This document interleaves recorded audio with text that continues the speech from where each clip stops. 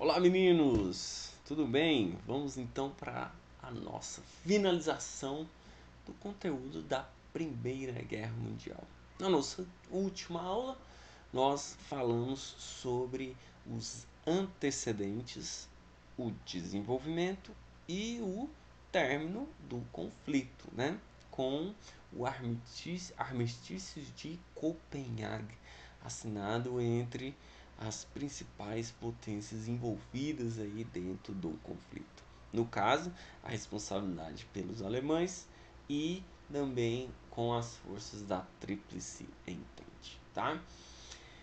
Esse ponto dentro dessa aula ela é muito importante porque nós vamos observar que após a Primeira Guerra Mundial houve vários acordos, houve uma reorganização,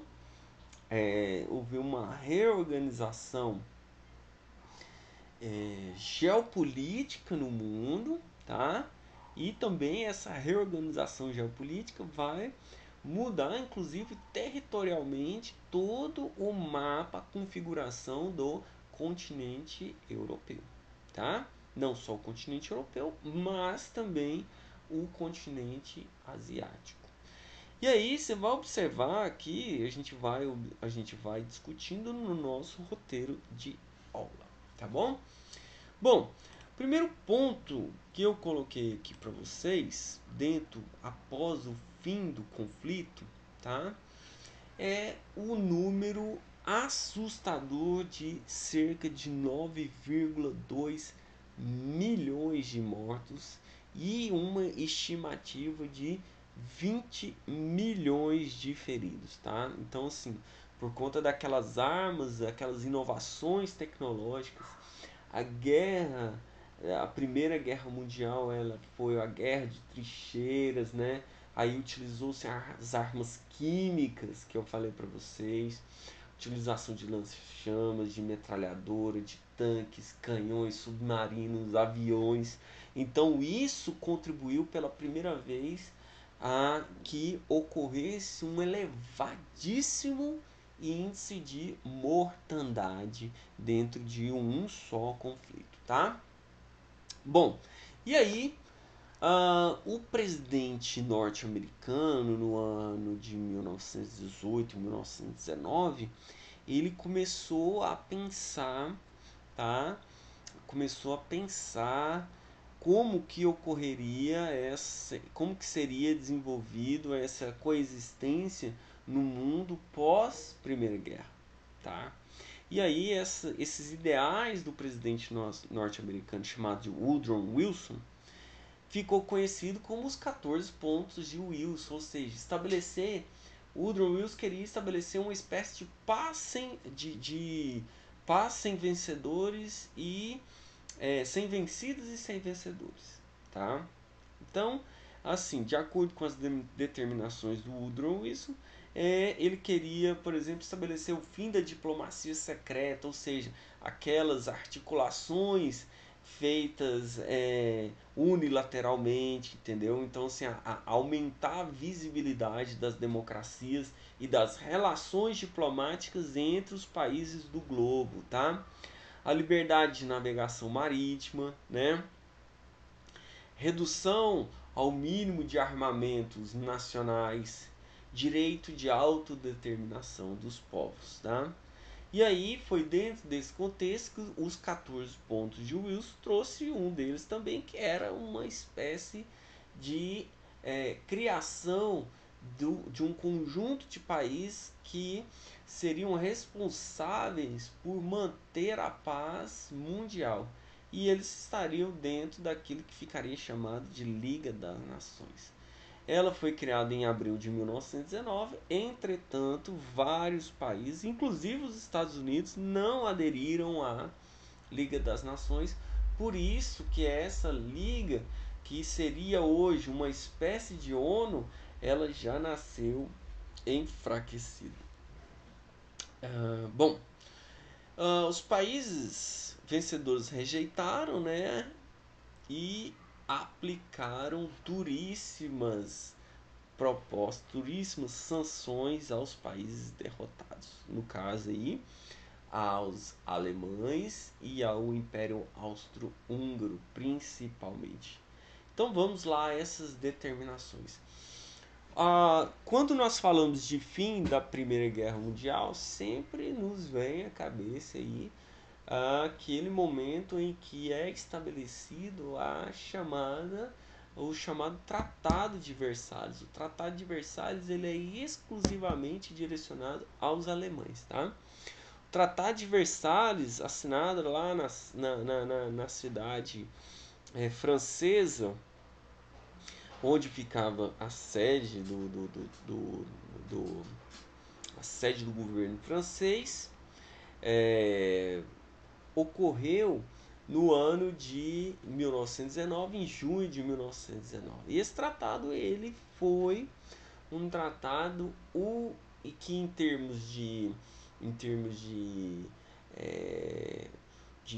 imposição alemã ele representou uma humilhação.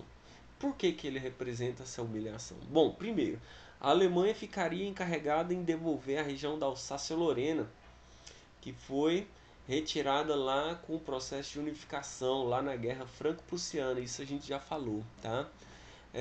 Tinha que ceder a todos os vencedores suas colônias ultramarinas, lá na África e na Ásia, tá? Ficaria impedido de explorar aquela região na bacia do Sarre. O Sarre é ali uma regiãozinha que faz fronteira com a Alemanha, tá? Tinha que ceder uma parte de terra que levaria, por exemplo, os poloneses à saída do Mar do Norte, o Mar Báltico. E aí essa faixa de terra é chamada de corredor polonês, ele seria cedido ao Império, seria cedido à Polônia, que foi um país recém-criado em pós-Primeira Guerra Mundial, tá? Outro ponto também de destaque aqui, que é a proibição de constituir um poderio armamento bélico, um grupo militar de grande potência, tá? E também uma indenização, o pagamento de uma indenização bilionária que chegava a cifra de cerca de 33 bilhões de dólares. Isso tudo representa uma humilhação muito séria passada pelos alemães pós Primeira Guerra Mundial, tá? Outro tratado também que nós damos destaque aqui é o Tratado de Saint-Germain, tá? Ocorrido, assinado em setembro de 1919. Nesse tratado aí, o Império Austro-Húngaro ele vai acabar o quê? Ele vai acabar sendo fragmentado em 4 regiões: a Áustria, a Hungria, a Tchecoslováquia, tá? E a Polônia. E aí também vai ser criado ali, ó, a Sérvia, a Croácia e a Eslovênia, tá? Então, o Império Austro-Húngaro, na verdade, ele passou por um processo de dissolução, né? E aí você vai ver que essa criação de novos países, onde é o Império Austro-Húngaro, vai levar uma autonomia e um fatiamento territorial em toda essa região, tá? Outro tratado também que nós vamos observar aqui, ele foi assinado em agosto de 1920, portanto, assim, já um pouco mais tarde, mas foi o chamado Tratado de Sèvres, tá? Ele vai consolidar a desintegração do Império Austro-Húngaro, então, assim, o Império Austro-Húngaro ele vai ser dissolvido, tá? E aí eu tenho a Armênia vai ser declarada que estava sob dominação do Império Austro-Húngaro, vai ser declarada independente, tá? Algumas áreas do Império Austro-Húngaro vão ser divididas entre franceses e ingleses. Isso tudo contribuindo ainda já no processo de conquistas do neocolonialismo. Ele continua após a Primeira Guerra Mundial, né?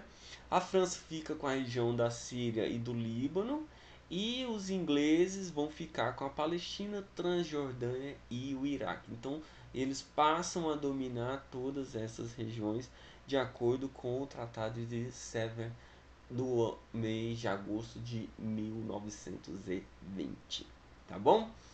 Meninos, então essa é a nova perspectiva. As consequências da Primeira Guerra Mundial, então, nós observamos essas duras sanções com esses tratados. É importante saber, não só o Tratado de Versalhes, tá? Mas o Saint-Germain e o Sèvres também, que eu acabei de falar para vocês, tá? Então, sim, foco nesses tratados aqui. E a consequência da Primeira Guerra Mundial, nós temos um uma mudança geopolítica. Isso também é muito interessante, porque o país que mais se beneficiou com a Primeira Guerra Mundial foram os Estados Unidos, tá? Que entraram tardiamente e que vão passar depois, pós 1918 e 1919, os Estados Unidos passam a ser a, a potência mundial. Então a hegemonia do mundo passa a ser dos americanos pós 1918, tá? O continente europeu ele está nesse momento enfraquecido, ele vai passar por uma reorganização, vai passar pela criação de novos países e um reordenamento de suas políticas internas, tá? Então, esse período pós Primeira Guerra, ela muda o eixo político e o eixo econômico, saindo ali do velho continente, tá? E se direcionando para a América do Norte com os Estados Unidos, tá bom? Essa é uma das principais consequências, essa reorganização, e aí a partir desse momento nós vamos observar uma nova perspectiva de dominação mundial pelo imperialismo norte-americano, tá bom? Pessoal, esse é um dos pontos centrais. Nas próximas aulas falaremos aí de crise de 1929, ascensão dos estados totalitários e o início da Segunda Guerra Mundial. Isso em outras aulas que nós vamos discutir aqui. Beleza? Um grande abraço para vocês, um grande beijo, bons estudos e até mais.